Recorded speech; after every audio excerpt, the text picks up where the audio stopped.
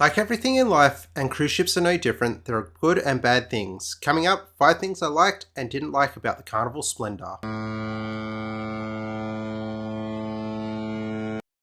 I like cruising, but not everything is perfect. I don't think you'll ever find a cruise ship that will ever be a perfect 10. There's some things that are going to disappoint. Let's have a look at the 5 things I liked and didn't like about the Carnival Splendor. This list is in no particular order. Let's start off with our first like, the food. The food on board was good, really good.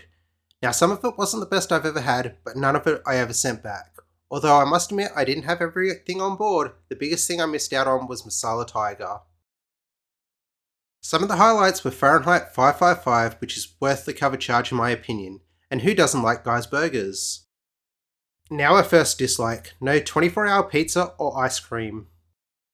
When we did our last Carnival cruise in 2020, they had 24-hour pizza and ice cream. In fact, it was one of their advertising points. Pizza is now served from 9 AM in the morning till 4 the next morning, and ice cream is available 11 AM to 12 AM.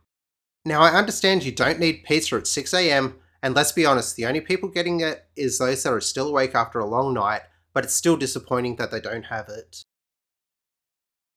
What I like number 2, the room steward was great. This is one of those things that I don't think will ever change. A room steward Jew was fantastic, was constantly available, and for the one problem we did have, our shower drain being blocked, he had it fixed within half hour. Well done. Dislike number 2, 2 different waiter groups at dinner. Our group for this cruise was numbered at 15, so having 2 different tables wasn't a surprise. What was a surprise was that one table would get served much quicker than the other, as one table had a different set of waiters to the other. So much quicker that when one table had finished, the other was just getting started.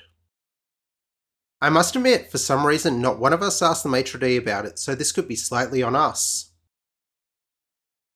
Like number 3, the shows were great. It's great to go on a ship and have entertainment that's enjoyable, and this cruise was no different.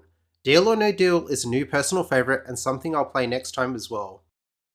And the shows from the Playlist Productions teams was great. But unfortunately this leads me on to dislike number 3. Some of the shows are still the same after years. People like variety, and when I'm on board I like to try new things I haven't done before. The same goes with seeing new shows. The main stage shows with the Playlist production crew seem to be the same ones over and over again. This was the 3rd time I've seen the Epic Rock show. The show is good and enjoyable, but I want something different. Change it up after a few years. Like number 4, the New Year's deck party was brilliant. This was a New Year's cruise and the deck party didn't disappoint.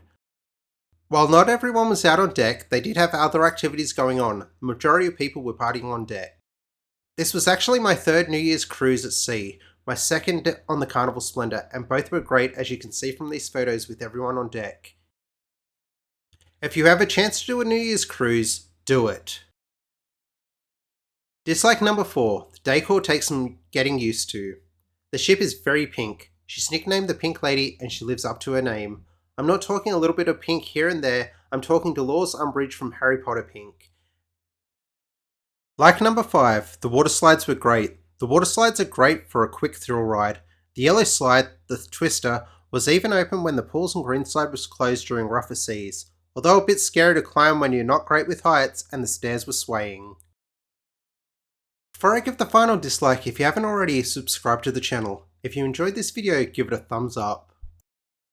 And now the final dislike, the location of the galley. This is something I can't get my head around, so much that I said this was in no order, but if it was, this would be number 1. The galley is on deck 3 between the Golden Pearl restaurant and the Black Pearl restaurant. The problem with this is that they've made it impossible to get to the deck 3 entrance of the Golden Pearl without going over onto deck 4 and going down, or onto deck 2 and going up. There's absolutely no way to get through it. If you're locationally challenged, it does make it difficult to get there until you're used to it.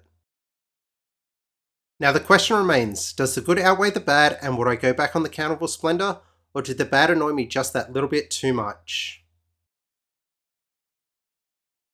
Of course I would. The disappointing parts were only a minor inconvenience at most, and I wouldn't hesitate to tell anyone else to book. So far I've never been on a ship that I wouldn't go on again. Bring them all on. If you want to see everything the Carnival Splendor has to offer, check out this video of the Carnival Splendor ship tour. And thanks for watching.